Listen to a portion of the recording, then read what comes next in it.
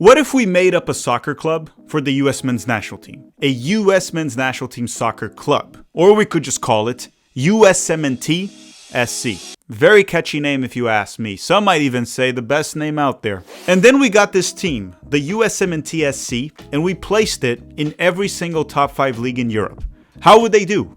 Would they be title contenders? Fight for a Champions League spot? Mid-table?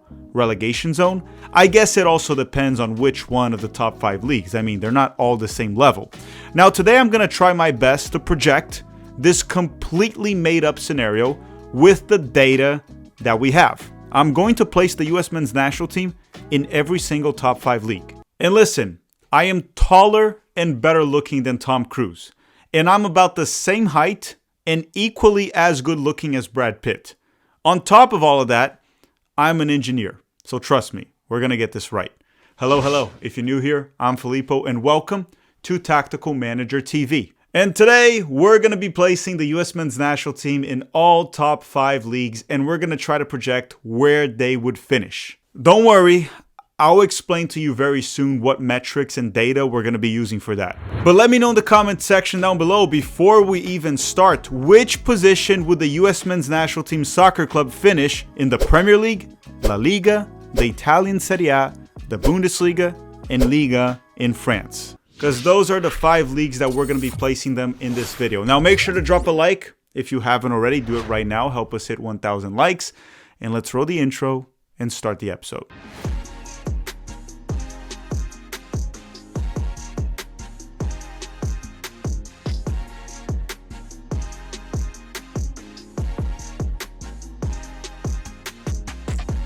Okay, so there's no actual way to place the US men's national team in any of these top 5 leagues. They're never going to play that. So one has to wonder, if we had our national team playing in them, how would they do? How good is the US men's national team at the club level?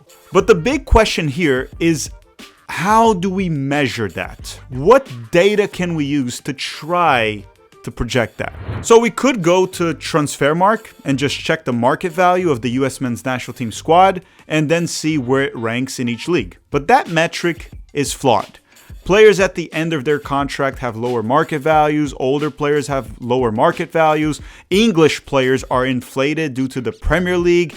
You know, it's kind of hard to use that to project how good a team actually is. So no, we will not be using market value. We will be using wages, salary, or at least base salary. And you may be wondering, and you may be saying actually, that's also not a perfect metric. And you're right, but it's the closest we can get to a perfect metric. Because usually players that get paid a higher salary have the most talent, right? If you pay more money, you acquire the best talent. Now, it's not always the case, but it's a good way to project more or less how good a team is in a league. Usually the teams that spend more finish higher, and the ones that spend less get relegated. I'm sorry, you may disagree with that, but it's a fact, right? I'm not really like making this up. It's not an opinion. And as I said, it ain't perfect. I'm fully aware of that, but it is a metric that matters. Usually the teams that spend more money do better. So the top 5 leagues in Europe usually allow 25 players to be registered. I'm going to build a 25-man USMNT roster, which is a bit of a mix between Pochettino's roster and my own opinions for the sake of this video. And then I'm going to add up the salary or the base salary of all the American players and see where they would rank in each of the top 5 leagues in Europe in terms of spending.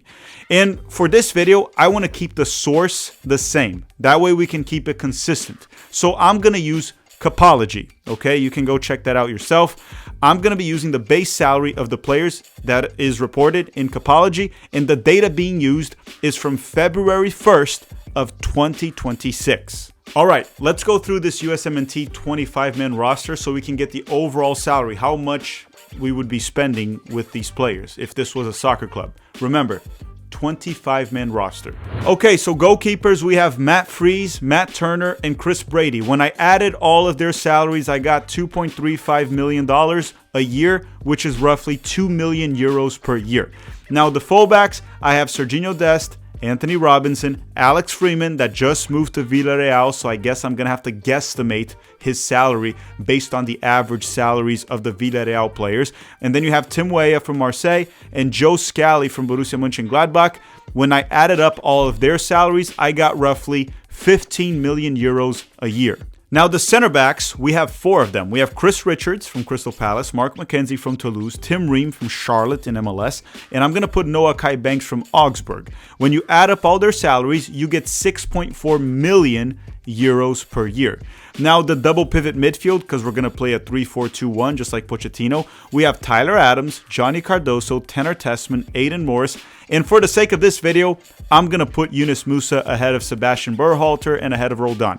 So when you add up the salaries of all of these double pivot midfielders, or more of the defensive-oriented midfielders, we have roughly 13.8 million euros. Now, the attacking midfielders that play behind the center forward, because remember, in the 3-4-2-1 that Pochettino plays, they're attacking midfielders. The width comes from the wingbacks. So the attacking mids are Christian Pulisic, Malik Tillman, Gio Reyna, Brendan Aronson, and Weston McKennie. Yes, I removed Diego Luna for this video because, as I said, it's a mix of Pochettino roster and my roster. I'm also trying to inflate the salaries a little bit. Just a little bit. Actually, that's not 100% accurate, because if I was to do that, I would have put Miles Robinson. He makes more money than Noah Kai Banks. So when I add up all the salaries of the attacking midfielders, I get 16.8 million euros. And then the center forwards, I put Balogun, Pepe, and Haji Wright. When you add the salaries of Balogun, Pepe, and Haji Wright, you get a base annual salary of 7 million euros. When you add up everyone's salaries, you get roughly 61 million euros being spent annually on all US men's national team players, which is roughly 53 million pounds. So hold on to those numbers. For the US men's national team roster, we would be spending 61 million euros per season, or 53 million pounds. Now we can go to the top 5 leagues and see where they would rank. But before we do that, you're going to make sure to drop a like in this video, and we're going to put a quick word from the sponsor of this video, PrizePicks. We'll be back very soon, where we will rank where the US will end in all top 5 leagues. Shoot your shot on PrizePicks and get $50 instantly in lineups once you play your first $5. That is right, PrizePicks is giving you $50 in lineups once you play your first $5. And if you're into basketball, every dunk, every dime, and every board will become much more exciting. So don't miss out on that. Personally, I like playing fantasy sports for basketball and soccer. Those are 2 sports I very much enjoy watching, and this adds an extra excitement to the game. When I do play fantasy sports or have my own lineups, I get to hate watch players or root for players. Obviously, hate watching is much more fun, but do whatever you want. And PrizePicks is pretty easy to play. You choose 2 to 6 player projections for any sports. You then submit the lineup and check the entry fee and the payout. The payout is very easy, by the way. You then get matched into a group where you get real money by topping that group or getting your picks right to win the minimum guarantee. You can also play PrizePicks for free because they do have a free-to-play jackpot, which you can play, as I said, for free. And PrizePicks is available in all 50 states. So download the PrizePicks app today and use the promo code CLNS to get $50 in lineups after you play your first $5. Once again, that is the promo code CLNS at the PrizePicks app. The link is in the description. PrizePicks, it's good to be right. Okay, so why don't we start with the English Premier League? And when we look at the ranking of the salaries of all the clubs here, you can see that Man City leads the way with 233 million pounds spent per season. And once again, this is base salary. I did the same for the US players. And the US men's national team spends roughly 53 million pounds, our fake soccer club for the US national team. That would place us in last place with Brentford. Brentford spends 53 million pounds. So if the US men's national team was placed in the Premier League, we would be dead last in terms of spending. Now, here's my take on this. Where would the US men's national team finish if they were in the Premier League? I don't think we would be a relegation battle team. I mean, look at the players we have. Chris Richards is not a relegation battle player. Anthony Robinson is not. McKennie is not. Pulisic's not. Balogun is not. Weah also is not, right? the many other players that we have, Tyler Adams. I think even Johnny Cardoso playing for Atletico Madrid, Serginho Dest, these are not relegation battle players. And I think we would have enough depth off the bench. Like Brendan Aronson would be a backup, and he's a starter for Leeds. That I think if the US was placed in the Premier League, despite our salary being dead last with Brentford, I think we would be somewhere around mid-table. We would be around 10th place to 14th, in my personal opinion. And again, like I said, it's important to look at the salary to kind of project where a team would finish. But there are teams that spend less money and do better than others that spend a lot of money. Like Manchester United is number 4 here, right? And in the past, they haven't been doing that well in other seasons. I think the US would finish somewhere between 10th to 14th, but in terms of spending, we would be dead last. Now, the next league we should look into here, let's look at another top 5 league. How about we do the Bundesliga? Let's look into the Bundesliga here. So if the US men's national team was in the Bundesliga, now we're going to be talking about euros. And the US spends 61 million euros, right? When you look here at the third column, you can see the yearly wages for all the teams here in the Bundesliga, with Bayern leading the way at 259 million euros. If we go to 60 million euros, we would reach around Stuttgart and Freiburg, as you can see on screen. Freiburg, which that is 1, 2, 3, 4, 5, 6, 7, 8. So we would be in 8th place, ahead of Freiburg, ahead of Gladbach, Hoffenheim, spending 60 million euros. Stuttgart spends 61. Actually, we're at 61, right? So we're tied with Stuttgart. We spend 61. We would be tied with Stuttgart in 7th place in terms of spending. Now, you may be wondering, so would the U.S. men's national team, in your opinion, Mr. Tactical Manager, would they be the 7th best team in the Bundesliga? I actually think if the U.S. played in the Bundesliga with the players that we have, we would be top 6. I think we would be fighting for that top 4 with maybe Leipzig, sometimes Dortmund, Leverkusen, but we can definitely match up well against Eintracht and Wolfsburg. So the U.S. men's national team on the field would probably be top 6, and we would fight for that 4th spot, try to fight for a Champions League. Win the Bundesliga, not happening with Bayern. That's a much better team than the US men's national team, so that wouldn't happen. So let's move on from the Bundesliga. The next league we can look into here will be, let's just say we look into, how about La Liga? Let's look into La Liga. How would the US men's national team do in La Liga? So here, if we look at La Liga, Real Madrid spends more than everyone else. They spend 300 million euros, which is a lot more than even Barcelona. Barcelona spends 234 right now, which is kind of insane how much Real Madrid spends. And when you look into La Liga, the U.S. men's national team with 61 million euros spent, we would be ahead of Valencia, Girona, but we would be behind Sevilla, we'd be behind Villarreal, Real Sociedad, Real Betis, Athletic Bilbao, Atletico Madrid, Barcelona, and Real Madrid. So we would be placed in 1, 2, 3, 4, 5, 6, 7, 8. We would be in 9th place in La Liga, right here ahead of Girona. Now, if you ask me, where do you think the U.S. men's national team would finish in La Liga? Real Madrid's a better team. Barcelona's a better team. Atletico Madrid's a better team than the U.S. men's national team as well. But I think from Sevilla, as you can see here, all the way to Athletic Bilbao, we could compete with any of these teams. So I would say in La Liga, anything between 4th and 9th would be fair game for the U.S. I think we would be anywhere from 4th to 9th. If we have a good season, the U.S. men's national team soccer club, we would fight for a Champions League spot, being 5th, 6th, 4th. If we have a bad season, probably around 9th to 10th, which is not bad if you think about it, right? Not bad at all. La Liga is a great league. We're clearly behind the top 3. Outside of that, I think our team could match up with all these other ones. And you let me know in the comment section if I'm delusional. Okay, we've seen the Bundesliga, we've seen the Premier League, we've seen La Liga. Let's talk about the Serie A, where Christian Pulisic plays, right? A league that all of us follow very closely.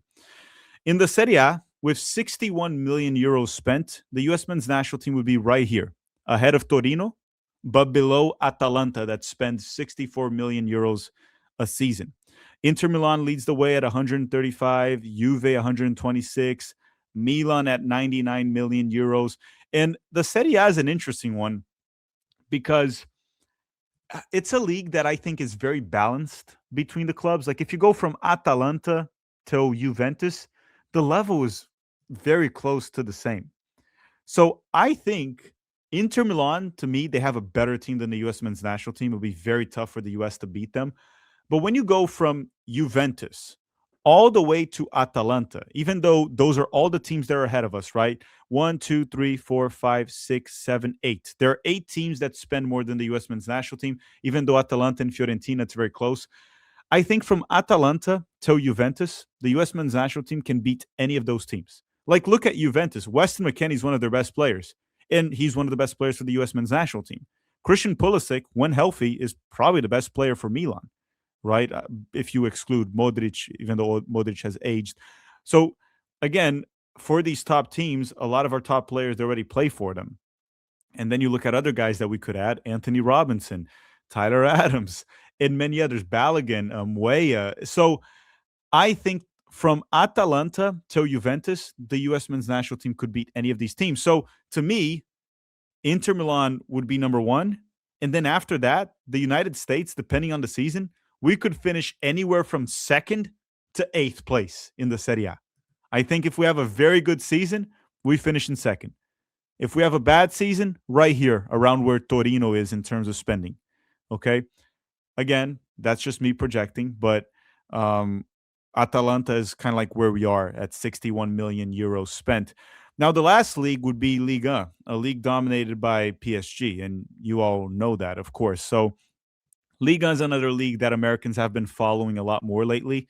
Tanner Tessman playing there, Balogun playing there, Tim Weah was playing there until he moved to Juventus, and then Tim Weah came back, and now he plays for Marseille. So we have Weah there, Tessman, Balogun, Mark McKenzie plays for Toulouse. And PSG leads the way with 174 million euros spent. In second, we have Marseille, where Tim Weah plays with 97 million. And if we look at where the spending is for 61 million, we would be right here in 4th place with Nice. And honestly, Monaco spends 63. So we're kind of close to Monaco in terms of spending. So the U.S. men's national team, when it comes to spending in Liga, we would be around 3rd to 4th place, okay, in Liga. And when you look at the teams that play in Liga, I would say only PSG is clearly better than the U.S. Now, could we finish behind Monaco, Marseille, Lyon? Lyon's been quite good lately with Endrick arriving. Nice, I think, isn't it Lens that is in 2nd place this season? Sure, we could finish behind these teams. We could. Like I said, how much you spend doesn't mean you're going to finish right at that place. It just means you spend more, and usually if you spend more, you have more talent. But in terms of spending, the U.S. men's national team would be around 3rd or 4th in Liga, and I think only PSG is clearly better. We could match up with any team. So when it comes to Liga, the U.S. national team would 100% have to fight for the top 4 every season. We need to finish top 4 if we played in Liga. Now, 2nd, 3rd, 4th, it depends on how you do. These other teams are really good. Nice, Monaco, Marseille, Lyon. These are all good team runs. So how we do is a different story, but we should be able to finish top 4. But you let me know your thoughts in the comment section down below. Now that I gave you all the salaries and where we would be, let me know what you think. All right, everyone. Thank you very much for watching. Don't forget to drop a like before you go. And once again, let us know in the comment section down below. Where would the U.S. men's national team finish in the Premier League, La Liga, Serie A, Bundesliga, and Liga? I want to thank you all very much for watching, and have a great day.